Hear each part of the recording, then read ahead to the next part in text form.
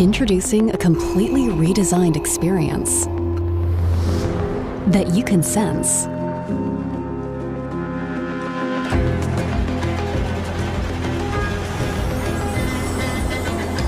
And that senses you. The new Dell Latitude laptops bring your work closer to you.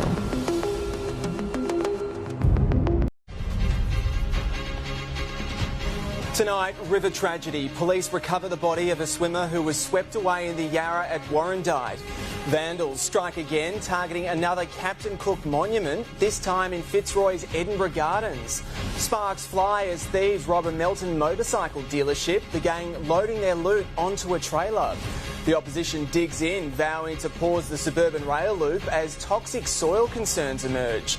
And Aryna Sabalenka parties the night away after successfully defending her Australian Open crown. This is Melbourne's 9 News with Dougal Beatty.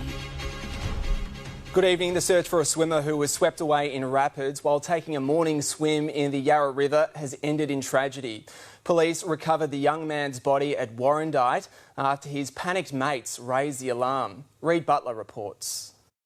A painstaking search along the banks of the Yarra, the bustling riverside community of Warrandyte, at the centre of a major emergency response. 4 mates went for a swim around 7 this morning. Only 3 came out. The Wanturna South man who drowned, just 23, swept away in fast-moving rapids. The river deceptively dangerous, according to locals. Usually it's all right, but yeah, you can get caught up in tides unexpectedly. Yeah, my dog got taken once, so we got him, but sorry to hear about the guy that passed away that day. Conditions also proved tough for search and rescue teams. Water police repeatedly needed to jump out of the boat and wade through the river, pulling the vessel with them. The area where the friends were swimming, near Osborne Road, is popular with locals, and today residents from properties backing onto the river joined the search. After crews pulled the body to the banks, the SES blocked the road with their truck, shielding the scene from witnesses and neighbours. Deaths in inland waterways are more common than beaches in Victoria. The majority of fatalities, men. We've seen too many drownings that could have been avoided in our state in recent years. We want more money invested in life-saving and water safety right across our state. While today's efforts were extensive, this was the worst possible outcome. A group of mates shattered and a family forced to deal with a tragic loss. Reid Butler, 9 News. Another of Melbourne's Captain Cook monuments has been vandalised just days after 2 other statues were targeted. The stone monument and plaque in Fitzroy North's Edinburgh Gardens was knocked over and spray painted early today with the words "Cook the Colony" daubed in red. Police are investigating this latest incident and similar Australia Day Eve attacks on Captain Cook and Queen Victoria statues in St Kilda and the Botanic Gardens. A Melton motorcycle dealer has been left angry and frustrated after thieves stole tens of thousands of dollars worth of high-end and rare bikes. To make matters worse, the bumbling bandits caused serious damage to his premises and many other motorbikes they left behind. Here's crime reporter Gillian Lantouris. A gang of brazen thieves with little regard for the law or even their own safety smashed their way into a motorbike shop using an angle grinder and a sledgehammer. It's a lot of money, it's a lot of damage. And a lot of heartache. The bumbling crooks pulled up in this ute just before 5 this morning, before ransacking the Melton Highway store. They've come and done some research and worked out what units were where and knew what they wanted and took them. The raid lasted just 6 minutes, but the bandits made off with 4 bikes worth more than $60,000 from Matt Jones's business of 15 years. 2 Honda CRF 450s, a 50th anniversary Kawasaki KX450 and a Husqvarna TE 300. Off-road bikes which are obviously very easy to hide, don't need to be registered and very desirable. Adding to the heartache, the clumsy thieves damaged a further 15 motorbikes. They pushed some of these units over. And also these 3 as well. Even the bikes taken during the heist sustained some damage. So if you're looking to buy a second-hand motorbike online and notice something suspicious, call police or you could end up with stolen goods. It's shattering. We've got a great team here that we're a small family-owned business that work very hard. Police are still searching for the thieves. Gillian Lantouris, 9 News. The wife of one of the cyclists involved in the Beach Road hit runs has released a statement as her husband struggles to recover from life-changing back injuries. 51-year-old Aspendale man Glenn Gibson was the first of two riders deliberately run down. In the statement, Nancy Gibson says she thought he was going to die. I still can't get over that they thought it was funny. It's attempted murder, an adult crime, and should be treated as that. The other rider, a 72-year-old man, remains in the Alfred Hospital with spinal injuries. A 20-year-old Hamlin Heights man has suffered serious burns after a backyard fire burnt out of control. Police say the fire flared when petrol was poured onto it, burning the man's upper and lower body. Paramedics were called to the Lily Street home and treated him at the scene. He was then airlifted to the Alfred Hospital, where he's in a serious but stable condition with burns to more than 30% of his body. Now, Division just in, and it shows ugly scenes as Melbourne Victory fans allegedly attack their Sydney FC counterparts after Friday night's match at Amy Park. Division has just turned up on social media. It shows Sydney fans being chased and knocked to the ground in central Melbourne after a 1-1 draw. Police are investigating the violence, which also left 2 security guards injured. Opposition leader John Pesutto has threatened to put the brakes on the suburban rail loop if he wins power. He's warned the government against signing any more contracts after new contaminated soil concerns were exposed. More from Stephanie Anderson. There's big branding and big machinery, but below the surface of these big suburban rail loop sites, there's also contaminated soil. Our expectations is it is less than we'd provisioned for. According to documents released under Freedom of Information, more than 1 million cubic metres will be dug up during stage 1 of the project. The old Hyatt Gasworks in Cheltenham is among the highest risk spots, but after 3 years of soil-driven delays on the other side of town, the Treasurer says this time the approach is more conservative. Having been experienced and learnt from the lessons of the Westgate Tunnel, I think people can have a fair degree of confidence that we've got this covered. Not convincing enough for the coalition, who's vowing to pull the pin if they win the next election. We will pause and review. We'll look at where we're at. By 2026, the project, according to the government, will have only just started. So we don't expect any more contracts to be signed, and no more should be signed. He's come out swinging today, but Shadow Cabinet is actually yet to formally endorse John Pesutto's position. They'll meet tomorrow with the leader brushing off suggestions. He's yet to get all his colleagues on board this suburban rail stance. I'm pretty confident that that decision will be formalised tomorrow. I have no concerns about that. Stephanie Anderson, 9 News. Well, Melbourne Park will crown a new champion tonight when rising Italian star Yannick Sinner takes aim at 3-time finalist Daniil Medvedev. Live now to Clint Stanaway, who's there for us. And Clint, it's the dawn of a new era. It's exciting, isn't it, Dougal? Good evening. For so long it's been one of either Federer, Nadal, Djokovic even with the Australian Open trophy. Now we welcome either Yannick Sinner or Daniil Medvedev to that elite club. While Melbourne Park is heaving ahead of tonight's showdown, women's champion Aryna Sabalenka has reflected on the night of her life. More on that from Joshua Dorr. The dazzling duo, Aryna and Daphne, reunited once again.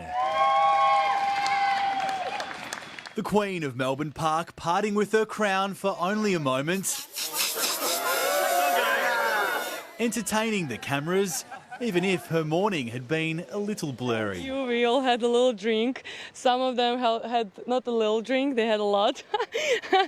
Sabalenka's hotel room was turned into a dance floor. Is that your idea or someone else's? I mean, of course it was my idea.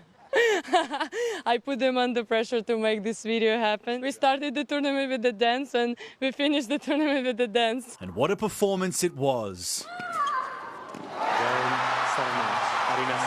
Sabalenka defends the title.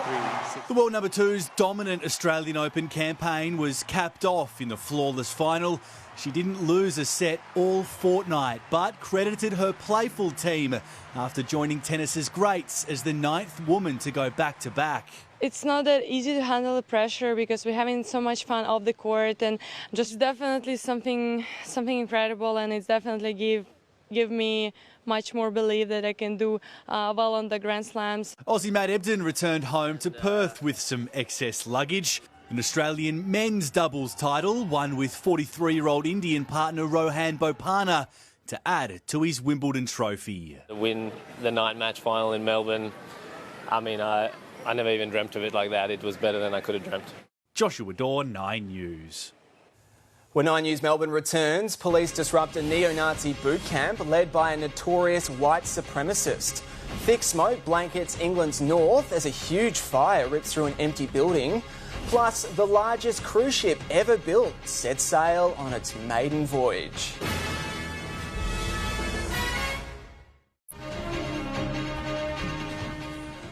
A passenger is fighting for life after a car driven by a learner driver slammed into a tree at Cranbourne.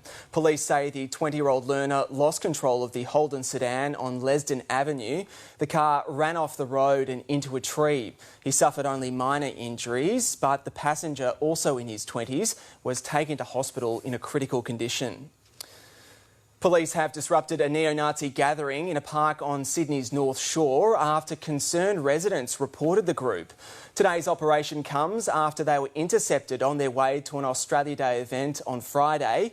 9 News understands the group, which includes white supremacist Thomas Sewell, rented a nearby scout hall yesterday, claiming it was for a birthday party. Low and middle income earners appear closer to securing a tax cut, with the federal opposition now weighing up supporting the new Stage 3 tax policy. The Prime Minister claims the plan would also help with prices at the checkout. Political editor Charles Croucher. Peter Dutton with salmon producers in Tasmania, but not taking the bait on tax.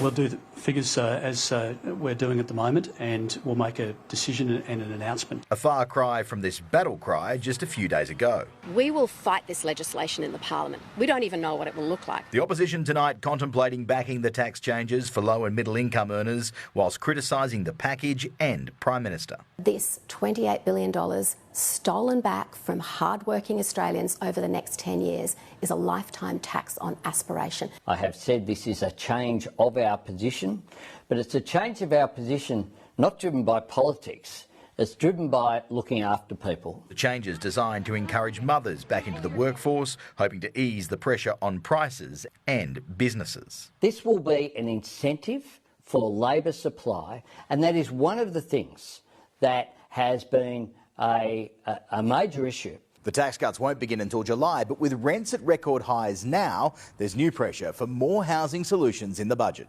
The Nationals tonight calling for tradies to be prioritised in immigration intakes. We've got to be able to give some protections, ease back on immigration and allow people that are here the sanctity of a roof over their head. Charles Croucher, 9 News.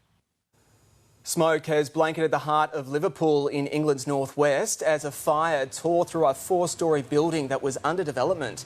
A major incident was declared in the city, with people told to avoid the area and nearby residents advised to close their windows and doors. The largest cruise liner in the world has departed Miami on its maiden voyage. 365 metres long, the Icon of the Seas can carry 7,600 passengers. The vessel has embarked on a week-long island-hopping voyage in the tropics. All right, let's head back to Melbourne Park now, and Clint Stanaway with sport. What a night it is, Dougal. Thanks so much. The moment has finally arrived for two tennis guns, and there's a real Aussie flavour in both men's camps. One of them will join us live. Joseph rocks the Aussies as the second test goes right down to the wire, and Tom helps Vossi score his first touchdown of the year. 9 News, brought to you by Australia's #1 selling vehicle, Ford Ranger. Intuitive, capable, and above all, intelligent. The Ford Escape is fearlessly designed and makes every day effortless.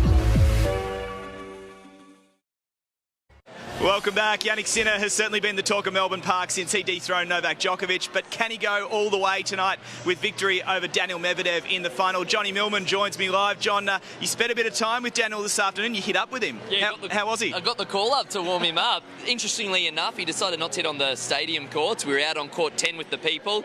He is unbelievably relaxed. I'm telling you that. He was joking, he was laughing, really relaxed. He's not expending any energy. He looks good, Daniil. So it's a battle of the Aussies, really, because Leighton Hewitt was hitting up with Yannick Sinner. What are we expecting from Yannick tonight? Because he's on debut in a Grand Slam final. There were questions if he had that belief after coming through Novak Djokovic, but I think he answered them. He was brilliant.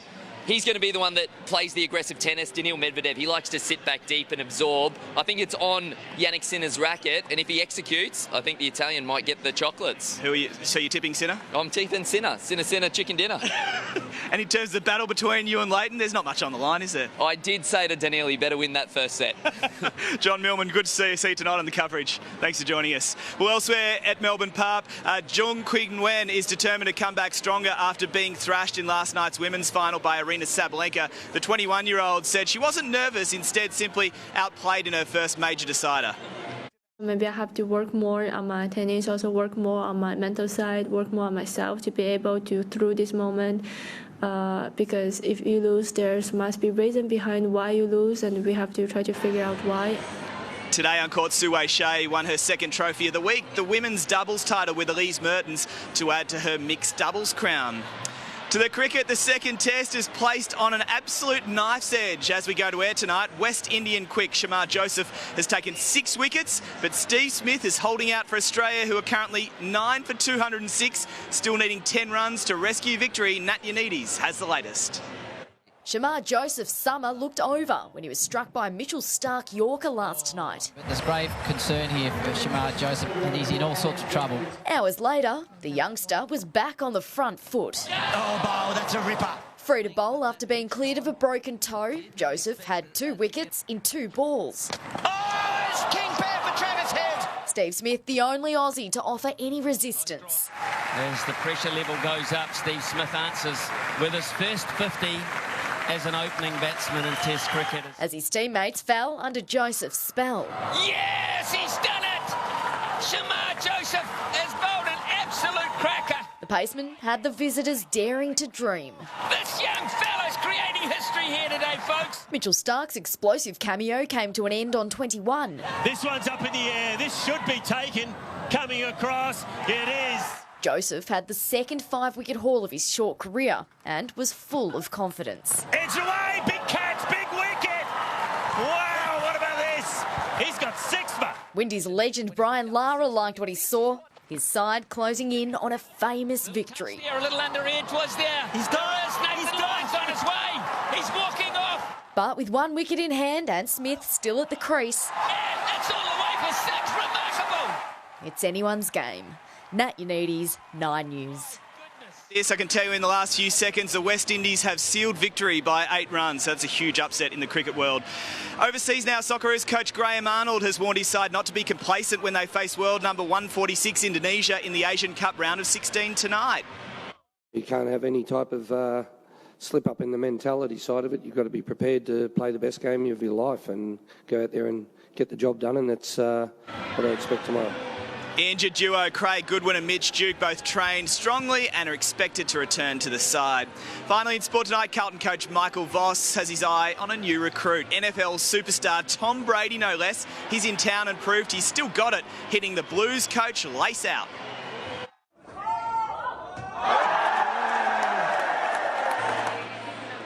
Carlton's heavy hitters were quick to get 7-time Super Bowl champion into a Blues jumper as well. How good's that, Dougal?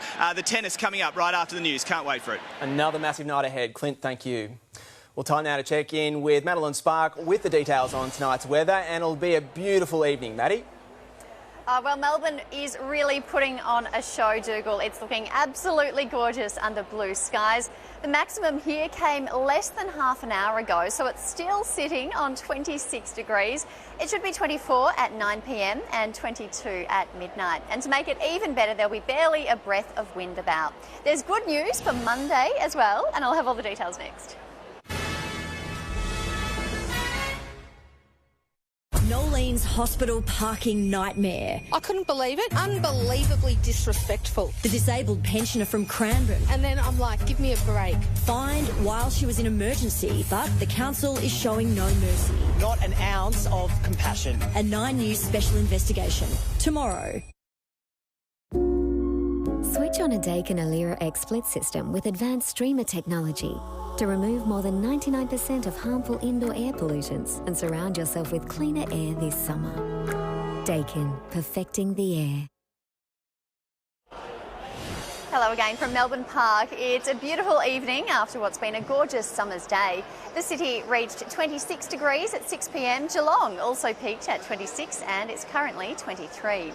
Epping warmed up to 27 this afternoon and most suburbs reached 25 or 26. In the north of the state, Mildura, Rutherglen and Wodonga all peaked at 31 degrees and the early cloud cleared, leaving us with sunny skies almost statewide. Brisbane recorded heavy rain overnight under oppressive conditions with feels-like temperatures not dropping below 33 degrees. Brisbane is expected to get another 45 millimetres of rain tomorrow. Melbourne was the coolest capital city today, but that title should go to Hobart tomorrow with a forecast top of 25 degrees. It'll be another sunny day across Victoria and it'll also be quite a bit warmer as well. The low to mid-30s through the north and mostly the high 20s and low 30s through the south, but cooler southerly breezes will gradually extend across the state. Most of Melbourne is forecast to dip to the mid-teens overnight, then Epping, Essendon and Tullamarine are heading for 30 degrees, the high 20s for most other suburbs and 25 at Ferny Creek. The southerly change will drop temperatures slightly and that should arrive in the early afternoon. There could be some fog around Geelong in the early morning, but then a sunny day and a top of 27. The city's heading down to 17 before warming up to 28. The southerly change means we'll have a slightly cooler Tuesday, 24 degrees, cloudy and 22 on Wednesday. It'll bounce back to 25 on Thursday, then down to 21 on Friday. But next weekend is looking like one of the best of the season, 27 on Saturday and 31 on Sunday. And Dougal, tonight Melbourne will be looking its picture-perfect best when the world tunes in to watch the men's final. Very much looking forward to it. Thanks, Maddie. And that is 9 News for this Sunday. Stay with us now for the Australian Open men's final. Good night.